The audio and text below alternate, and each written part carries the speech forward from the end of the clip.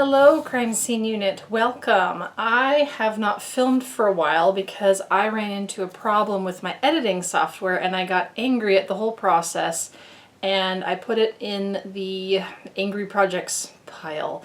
It's actually a really funny story, but I'm back and I'm going to try to film again. This time, however, I have no editing capabilities whatsoever, so there will not be an intro song or cut to page or any song to go along with today because I can't put it together. So let's get into it. My name is Heather.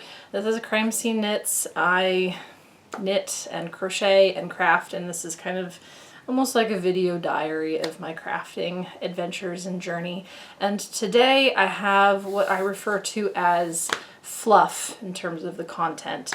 I have a top 10 list, top 10 stripey patterns that I have found for you guys. And I meant to have this done and up on the YouTube channel weeks ago, but like I said, I got frustrated. I have an editing software which is free and not very good, but it's usable for what I use it for. But I was having problems editing in, where are my pictures here of the patterns I wanted to show you guys. I used to be able to do that, but now for whatever reason, the software says no. So I thought, well, if I update my software, then I will be able to do this, maybe. So I updated the software and now it's worse. It's so much worse. The software won't even open on my computer now. So I should have left things as they were, and now I don't know how to edit. So I'm gonna have to find a different editing software that doesn't suck, or maybe just sucks less.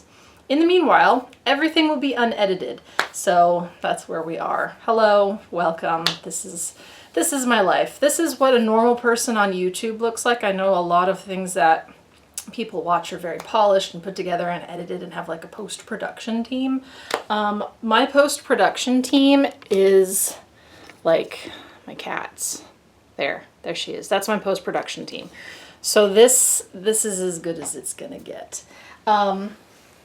But in spite of that, I carry on, even though I really don't know how many people watch this anymore. So I went through a kick to find stripey patterns because I am doing a sort of a stash busting challenge for this year. I had in my possession 360 some odd individual skeins of yarn, which is, as we all know, a fuck ton. That is the scientific term. And I had decided that I wanted to whittle down to 60 skeins, somewhere between 120 and 60, because that is a couple years worth of projects potentially. And so I have been sort of working towards that, and I've actually gotten down a little bit. You guys will be proud of me. Yes, so I've been keeping tabs in Ravelry kind of religiously because I had not been doing that before. Crafty Kitten on Ravelry, Crafty Kitten 7. And I've also been keeping notes, sort of just loosely writing down what I've been removing things out of the stash for, or if I've been adding to the stash. I did add to the stash a couple weeks ago. I went to the McKinney Knittery and I bought myself a little treat. But I've also donated a couple of skeins, and I'm actually going to go through and see if there's any more skeins I want to donate. So I'm down now from, let's see, when I started, we were at 346, not 60, 346 skeins. Still a fuck ton, like still a lot. Now I'm down to 331. So it's slow going, but I did say when I started this process that this was going to be at least a year-long effort, probably multi-year, because as I use up full skeins, I'm going to accumulate leftovers, and so I'm going to have to find something to do with the leftovers.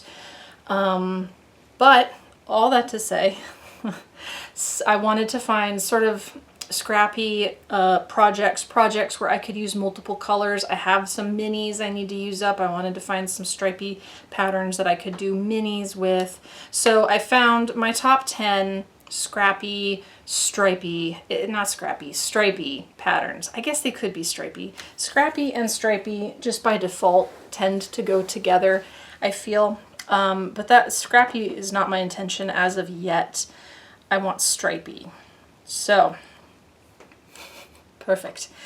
First pattern, and this one is super duper cute. I really enjoy this one. It is the Cat Vent Cat Sock by Marna Gilligan. It is a knitting pattern. It is available on Ravelry, or you can go to the pattern website. And in lieu of editing and putting the photos up, we're gonna old school it, and I'm just gonna have to show you on my screen. That's them. Aren't they cute? And I wonder if maybe, if I turn that off for a second, does it look better?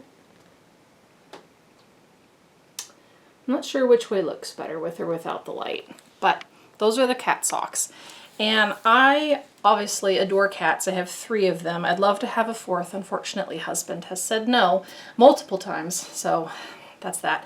But these socks, I think, would really lend themselves to minis, particularly if you have leftovers of minis, because you can do 1 row of cat or heart or shape, whatever they have, and that be 1 color. I really like the sort of rainbow effect that these socks have, and despite the fact that I'm a person who needs perfectly matching socks most of the time, I don't know that I would be too terribly bothered by having different color progressions on each sock for this pattern. Other patterns it would definitely bother me, but this pattern I think would be okay.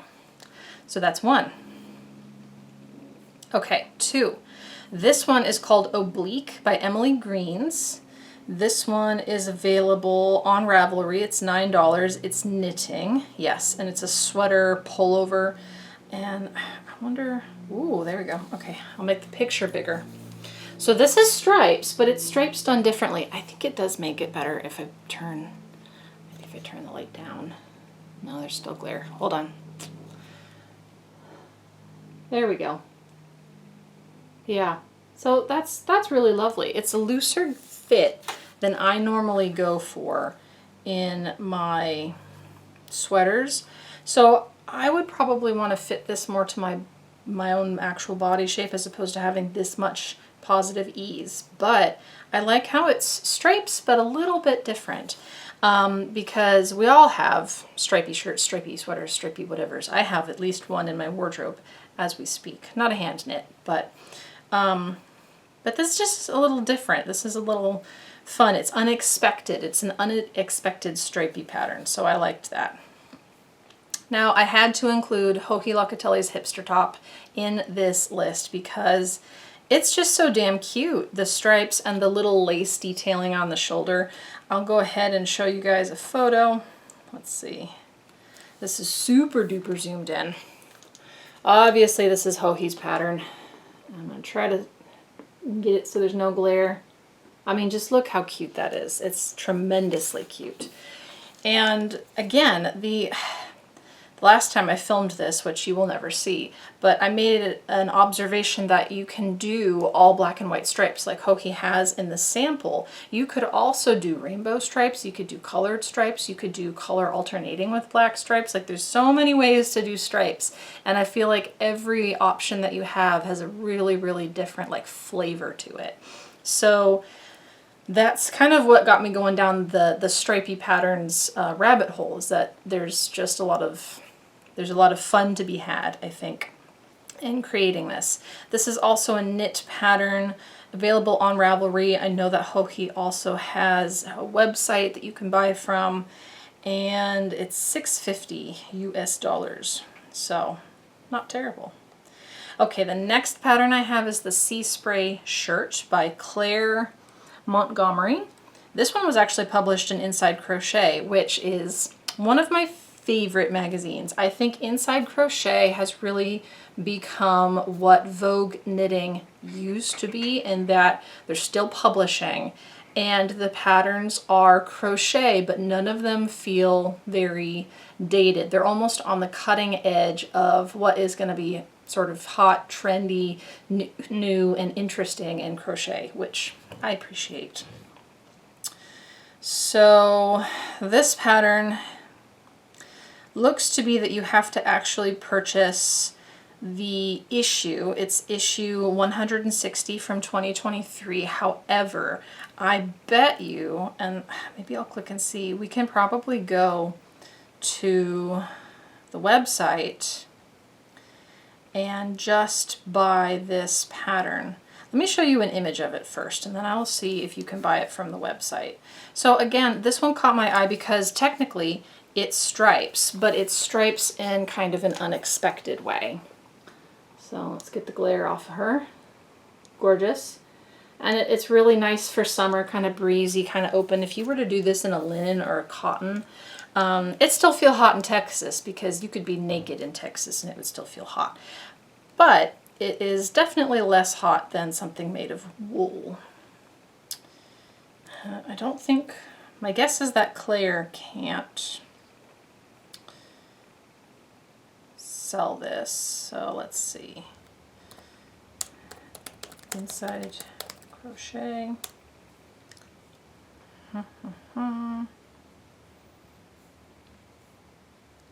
Sidecrochet.com. Okay, so it's a UK magazine. Yes, and so it looks like you can buy the issue. You can purchase digital copies of the issue. And I want to see if I can search spray top. No.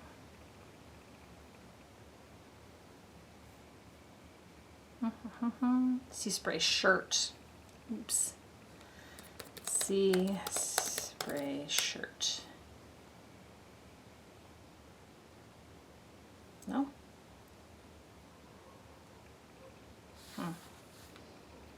That's annoying.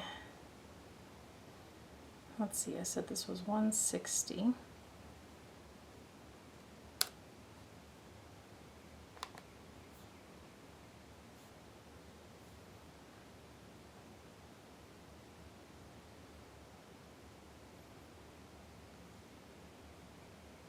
Okay, so it looks like you have to, let's see, selectmagazines.com,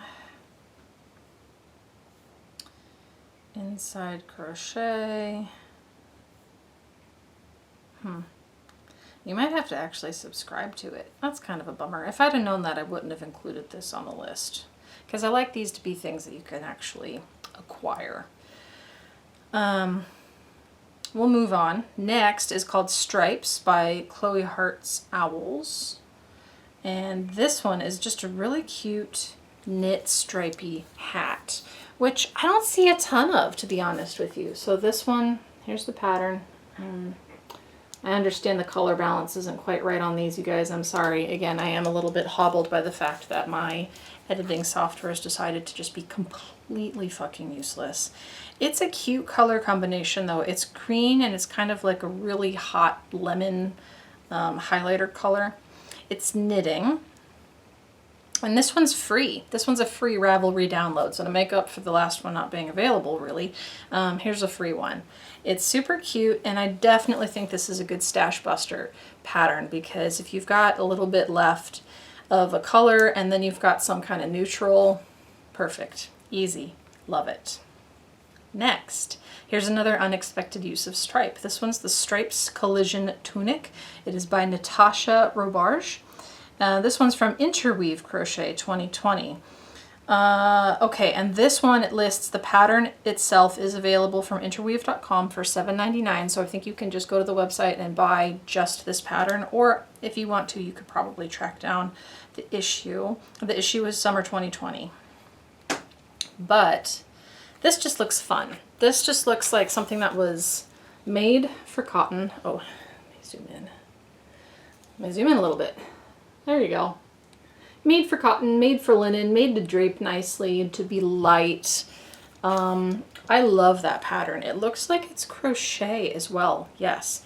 So I'm curious to see how the construction is on that one, because it almost looks like you do one piece here, you do one piece at the bottom, or no, it's one piece at the bottom, and then you do the side pieces, and you must connect them somehow, and then you've got the paneling along the bottom of the top. Super cute, and again, it's got all the benefits of stripey things. Yes, okay, so this one is crochet.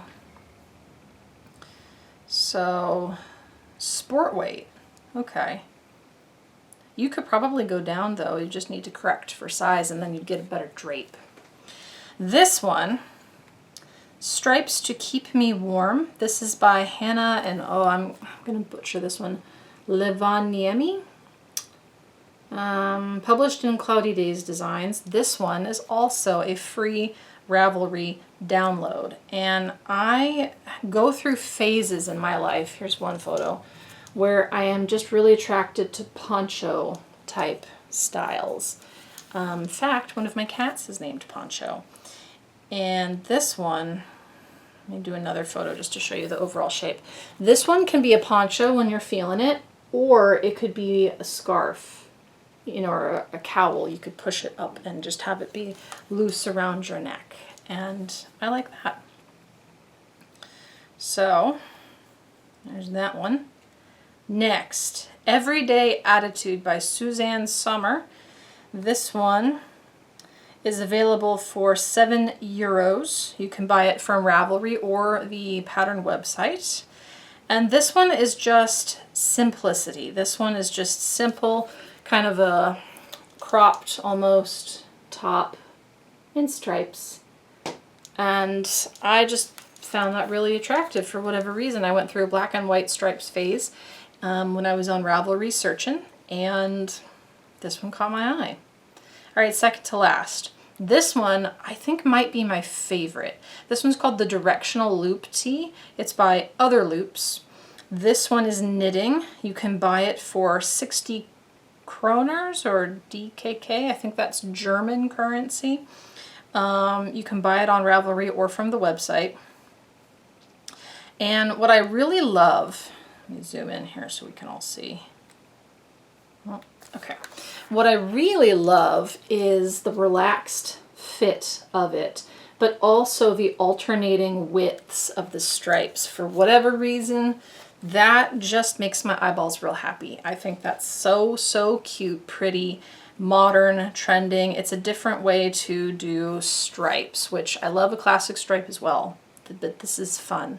And I think if I had to pick one to make first, probably be this one. Okay, last, very last, and this is a project I've been coveting for a while. I've desperately wanted to make this. It's the Canyon River Poncho by Trudy Fedorko, who is a delight. I have met her and I love her store. Oops. I love her store. I wish I could live there. She has a new location as of this past yarn crawl. And if you've not been, it's a little bit of a hike from me, but so worth it.